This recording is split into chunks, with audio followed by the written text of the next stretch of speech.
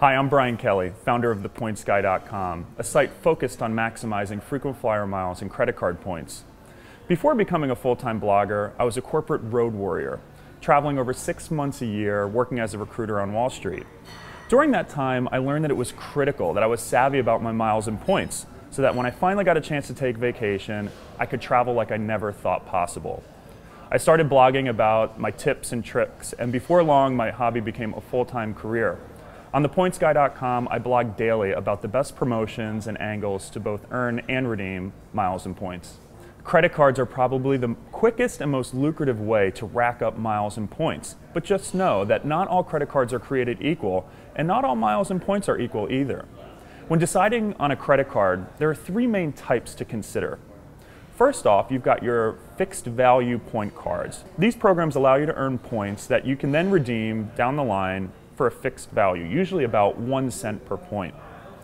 The second type, and my favorite, are transferable point credit cards. These are programs that allow you to accrue points into a central pool and then transfer to a number of different partners. The main types of these points are American Express membership rewards and Chase Ultimate Rewards. And the third type of card is the co-brand card. So airlines and hotels offer their own credit cards, and generally these cards allow you to accrue into their currency, and you gain valuable perks like free checked bags on that airline, even elite status miles, and free hotel nights. So with so many different options, which one makes the most sense for you? The good thing is you don't have to have just one. But in today's segment, I'll go through the different types and the major pros and cons so you can decide which ones make the most sense for your miles and points strategy. Fixed value cards like the Capital One no hassle rewards cards are very popular with consumers because they're straightforward. Generally, every point that you earn is equal to about 1 cent. So if you end up racking up 20,000 points in the program, you can then redeem for $200 in travel. So you don't have to worry about blackout dates. And the credit card company actually purchases the ticket for you. So you also earn miles and elite status on all the tickets purchased for the most part. So these programs make a lot of sense for people who need the flexibility to book any flight. I think for families who are booking cheaper coach redemptions and need the flexibility to book non-stops and multiple tickets on the same flight, these make a lot of sense. These cards, however, are not good if you want to travel in first class or international flights that are very expensive. So if you want to book a $10,000 first class ticket to Asia, you're going to need 1 million Capital One points to cover the cost. Whereas in other miles and points programs, you can use drastically less, and I'll get into that when I talk about those programs. The next type of credit card, and my personal favorite, is a transferable points program.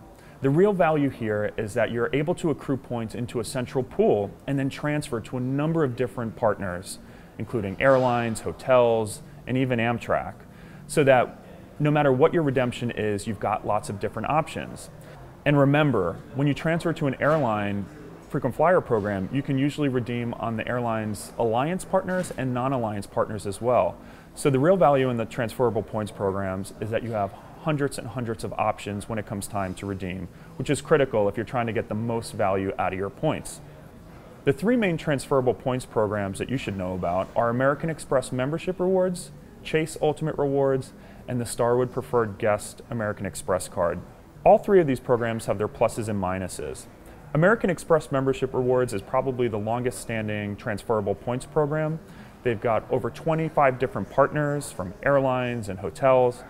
Chase Ultimate Rewards is the newest kid on the block, and Chase has really been ramping up this program. If you have a Chase Sapphire Preferred or Ink Bold card, the points that you earn can be transferred to 9 different partners. And while there aren't as many partners as Starwood or Amex, the partners that they do have are extremely valuable. I personally think United Mileage Plus is the best frequent flyer program out there, and they're a 1-to-1 instant transfer partner of Chase.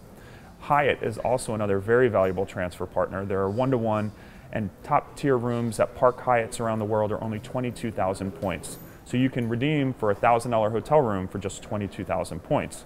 Starwood Preferred Guest is actually a hotel loyalty program, but they have an American Express card that allows you to earn 1 point per dollar spent, or 2 at Starwood hotels. In addition to redeeming on Starwood hotels, you can transfer to over 30 different airline partners at a 1-to-1 ratio. And for every 20,000 points transferred, they actually give you a 5,000 mile bonus. So 20,000 Starwood points equals 25,000 Delta Sky miles, for example. So you're getting an automatic 25% bonus on all transfers to most of their partners. Transferable points programs are amazing because you have so many options, but with so many options, they can become very confusing. For example, 63,000 American Express points can be transferred to All Nippon Airways, which is one of their partners, and you can book a round-trip business class award on Virgin Atlantic. Just think, those 63,000 points with Capital One would only get you $630 in travel. So which would you rather have, a round-trip business class ticket to Europe or $630? I'd take that business class trip any day of the week. A lot of credit card companies offer co-branded credit cards. For example, Chase offers a Hyatt Visa. And the points that you earn bank directly into the Hyatt program, so you're not able to accrue it into a central pool, but you get a lot of different perks. For example, they'll give you platinum status, which gets you free internet and room upgrades and late checkouts just for having the credit card. In addition, a lot of the airline programs will give you free checked bags or even lounge access. So if you value those perks and you fly a lot but maybe don't have enough elite status to get you those free bags, these cards can be very valuable. In addition to just understanding how these credit card programs work, there are a lot of other considerations to take into account when deciding which card makes the most sense for you.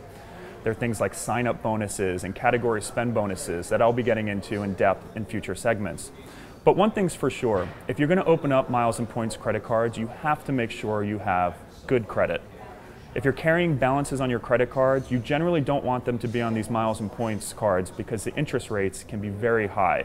So the value of any miles and points earned can be negated by those interest fees.